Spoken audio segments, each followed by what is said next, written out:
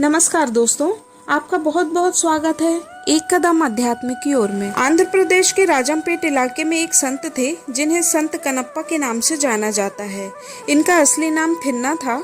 संत कनप्पा 63 नयनार संतों में से एक थे।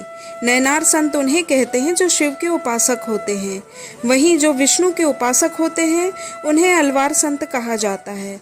कनप्पा पेशे से शिकारी थे जो बाद में संत बन गए। कनप्पा श्री कलहस्तीश्वरम मंदिर में शिव जी की पूजा करते थे, लेकिन कनप्पा को नहीं पता था कि शिव भक्ति और पूजा की विधि विधान क्या है, किन नियमों का पालन करना है। लेकिन शिव जी में उनकी अगाध श्रद्धा थी। ये कहा जाता है कि वह पास की स्वर्णमुखी नदी से मुंह में पानी भरकर लाते थे और उससे शिवलिंग का जलाभिषेक करते थे। चूंकि शिकार के दौरान उनके पास कोई पात्र नहीं होता था, इसलिए वे ऐसा करते थे। चूंकि वे शिकारी थे सो उन्हें जो भी मिलता था उसके एक हिस्सा शिव जी को अर्पित कर देते थे। लेकिन शिव अपने इस भक्त की आस्था को देखकर खुश थे।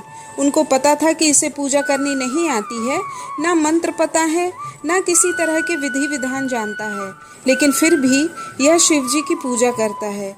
सैकड़ों सालों से ये कथा कनप्पा के भक्तों में प्रचलित है कि एक दिन महादेव ने उनकी परीक्षा लेने की ठानी और उन्होंने उस मंदिर में उस वक्त भूकंप के झटके दिए जब मंदिर में बाकी साथियों, भक्तों और पुजारियों के साथ कनप्पा भी मौजूद थे।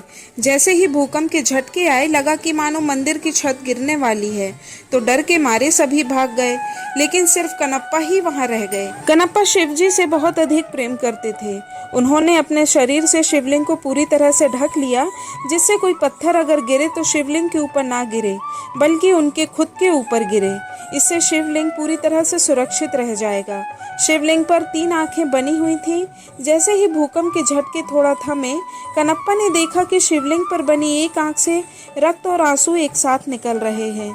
उनकी समझ में आ गया कि किसी पत्थर से शिवजी की एक आंख घायल हो गई है। उन्होंने आव देखा न ताव फौरन अपनी एक आंख अपने बाण से निकालकर शिवलिंग की आंख पर लगा दी, जिससे उसमें से खून निकलना बंद हो गया।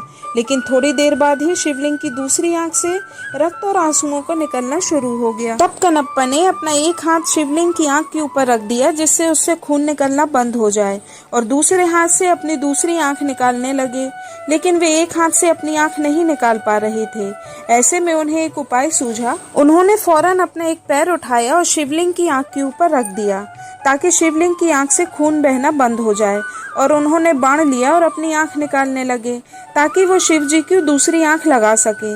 उसी वक्त भगवान शिव प्रकट हुए और उससे खुश होकर उसकी आंखें एकदम ठीक कर दी।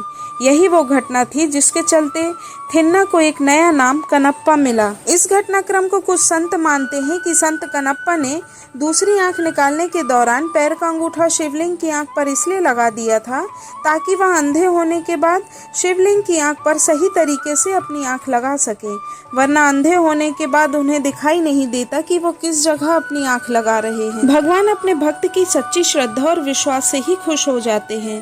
कनप्पा को पूजा पाठ विधि विधान नहीं पता था, फिर भी उनकी सच्ची आस्था और प्रेम देखकर भगवान उनसे प्रसन्न हो गए और उन्हें दर्शन भी दिए। दोस्तों, आपको ये कहानी कैसी लगी कृपया कमेंट करके जरूर बताएं। साथ ही वीडियो को लाइक, शेयर और सब्सक्राइब जरूर करें। धन्यवाद। जय भोलेनाथ।